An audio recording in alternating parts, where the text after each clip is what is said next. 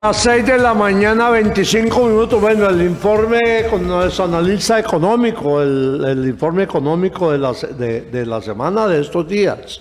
Hoy vamos a abordar el tema del índice de precios al productor, porque todavía no ha salido la información del índice de precios al consumidor, pero sí hay cifras sobre el índice de precios al productor. ¿Ha bajado, Oscar, ha subido el índice de precios del productor? Muy buenos días, oyentes, Humberto, Alfonso, Antonio. Bueno, pues para contarles de que el índice se ha bajado en su variación anual y también en lo corrido del año, en la variación mensual. Hay que entender que el índice de precios al productor pues son son las materias primas o pues el origen de los de estos elementos que se usan para producir. Entonces sí hemos tenido una variación significativa, como lo mencionaba, de mes a mes, del 0,93% a menos 2,71%. Y en lo que ha corrido del año, en comparación con el anterior, estamos a menos 6,2%, y en la variación anual, en comparación con el año pasado, en el mismo mes, los precios han bajado de 31,64% a menos 3,65%. Bueno, ¿y cuál es la diferencia entre el índice de precios al consumidor y el índice de precios al productor?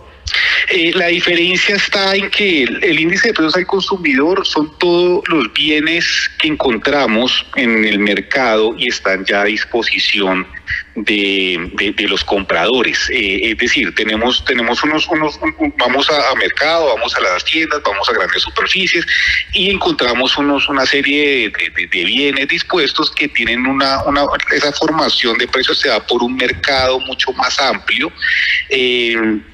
Entonces hay unos precios a disposición del público, y hay otros precios que es lo que compran las industrias, lo que compra agricultura, lo que compra todo lo que viene a ser o lo que es ya la minería, las materias primas, que son los índices del precio al productor.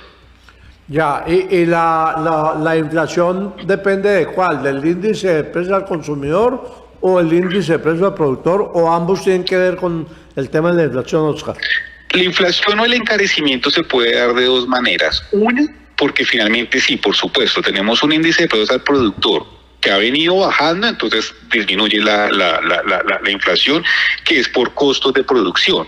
Aquí pues a nivel, ya observando a lo anual, de 31,64% pasamos a 3,65%. Entonces, claro, tenemos una reducción en lo que cuesta producir.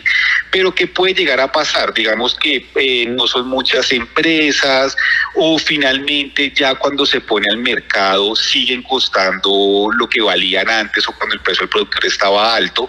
Entonces, por decirlo así, tenemos una inflación por costos, pero una inflación que también se puede dar por una falta de oferta.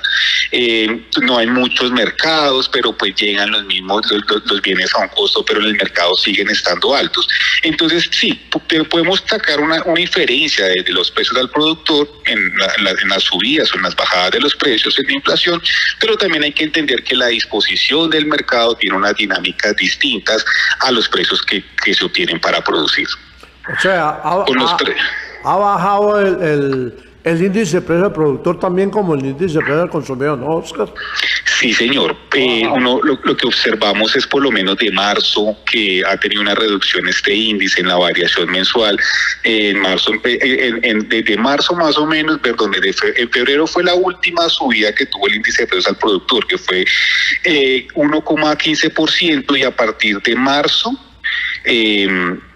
fue 0,84%, en abril fue 1,34%, actualmente está 2,71% en la variación mensual, y asimismo pues ha tenido una variación significativa de mes a mes, lo que viene a ser lo que viene a ser el índice de precios al consumidor. Entonces, por lo menos en febrero estábamos a 1,66% y empezó una tendencia a la baja a 1,05%, a 0,78% y a 0,43%.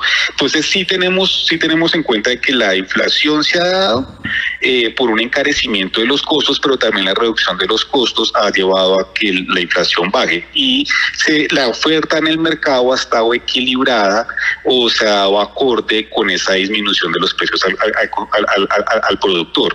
Eso es lo que más o menos podemos decir.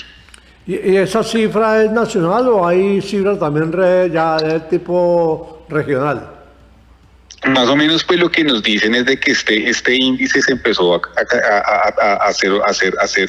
tener resultados desde los 90. Las cifras siempre han sido a nivel nacional y tiene que ver algo que es la moneda. Una moneda rige para todo el territorio. Con esa moneda, pues es que se tienen en cuenta esos precios al productor, obviamente también al consumidor. Pero hay unas como generalidades ya en cuanto a método, en cuanto al proceso estadístico que hace que sea nacional. Aunque experimentalmente se puede sacar regional o departamental o por las ciudades, pero por lo menos lo que vienen a ser los costos del transporte serían diferentes. Entonces tocaría colocarle ponderaciones. Hay bienes o subclases, por decirlo así, ya en industria, en agricultura, en minería, que tendrán que tener una serie de ponderaciones por la ubicación geográfica. Entonces acá pues obviamente la entidad pues obviamente también en facilitar el dato, haces un promedio nacional y eso pues finalmente pues le ha dado sentido también para explicar la inflación como lo veníamos comentando. Bueno, Oscar, finalmente, si el índice de precios al productor ha bajado, ¿cuál puede ser la cifra de la inflación para este mes? Pues teníamos una cifra de inflación para el mes de mayo que fue de 12,36%, puede estar al 12,10 o a menos de que haya incrementado. Veamos la diferencia también entre precios al consumidor y al productor. Si recordemos que muchas empresas pagaron, y también el sector público pagaron una prima de mitad de año, y también hubo como cierto incremento, por decirlo así, en las nóminas, en fin, en mitad de año. Entonces, claro, tenemos una reducción en precios al productor, pero resulta que el consumidor fue y compró más. Entonces, probablemente puedes llegar a subir la inflación. Ahora, pues la tasa de interés todavía sigue estando sobre el 13%. Entonces también eso ha llevado como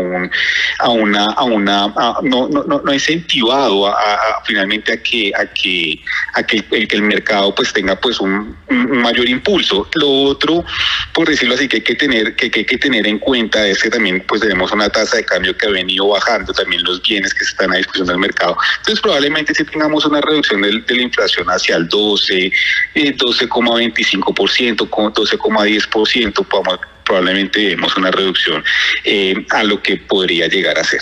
Lo otro es que no hemos tenido días sin IVA y también el día sin IVA ha sido lo del año pasado, como ya pues este año no lo hay, también fue significativo en el impulso de compra y también en el incremento en precios, pues porque a pesar de que se disminuía el IVA, también hubo un gran impulso, una gran demanda pues de bienes, eso también los encareció durante el transcurso del 2022.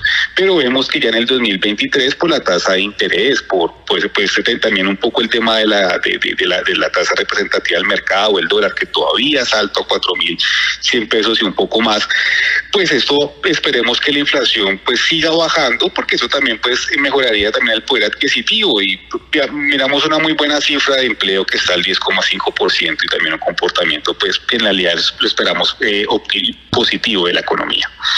Pues Oscar, estaremos pendientes de todo. Muchas gracias por el completo informe. Muy amable, que tenga buen día.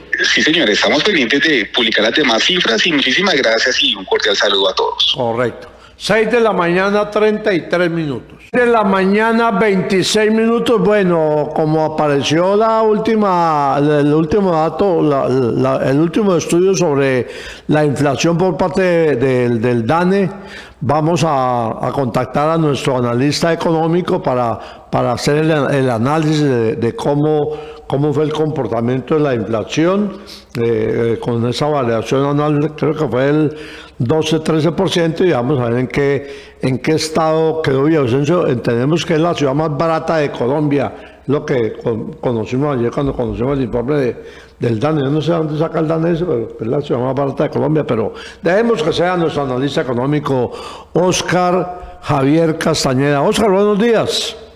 Muy buenos días, Humberto, a los oyentes, Alfonso, Antonio, muy buenos días.